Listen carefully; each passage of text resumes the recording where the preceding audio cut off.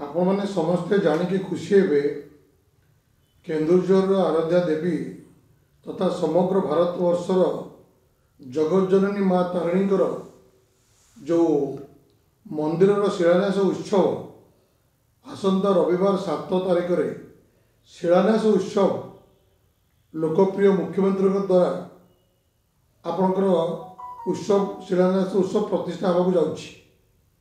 आपण मानकर मन थी 1480 मसीह तत्कालीन राजा गोविंद चंद्र भंजदेव ये मंदिर प्रतिष्ठा करते। पुरीर राजा को निर्देश क्रमे यह गोटे शक्तिपीठ भाव घोषणा कराइला। से दिन टू आज पर्यंत से मंदिर आखिदृश्य विकास हो पार नथिला। भारत स्वाधीनता हबार 77 वर्ष पर कौन सरकार अतीत कांग्रेस सरकार एवं 24 वर्षर बीजेपी सरकार से मंदिर को कौन अनुदान न देथिला बेले एवं अति दुखर कथा केन्दुझर जिला एक खनिज संपद भरा जिला।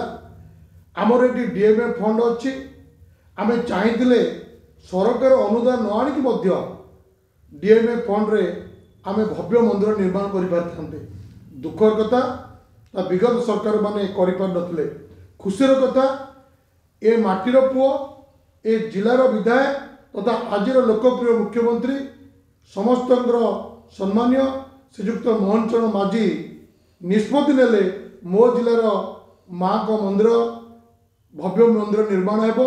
सेतिपई 226 कोटी टंकार बजेट व्यवहार कराई। सारा घटगां अंचल पूरा अति सुंदर भाव में ख्याति संपन्न हेबो। से होटेल निर्माण हेबो, अतिथि गृह हेबो एवं मार्केट कॉम्प्लेक्स हेबो। मंदिर केमती अति सुंदर मंदिर हेबो तार मध्य सब नक्शा प्रस्तुत करा जायछि। तेणु आसंता 7 तारिख रे आमर योजना अच्छी। आम जिला सभापति आज एक बैठक बसला प्रस्तुति बैठक ए निष्पत्ति नि सभा को मुख्यमंत्री सभा को 30,000 लोक आसवे प्रस्तुत होती। स्वमोट लोक मान उत्साह जिलार कोण अनुकोणु माँ को दर्शन करने माँ का मंदिर जो उत्सव में सामिल होगापी समस्त आगभर अच्छा मुख्यमंत्री देखापी और मंदिर प्रतिष्ठा उत्सव आसपा। तेणु मु जिलावासी की अनुरोध एवं घसीपुरा निर्वाचन मंडली घटगां तथा घसीपुरा अंचल को नवेदन, आनंदपुर अंचल को नवेदन, हरिचंदनपुर अंचल को नवेदन समस्ते जिलावासी ये उत्सव में सामिल होगा मु पृथ्वीराज कुंवर आपको जोड़ हस्त नवेदन करुच्ची।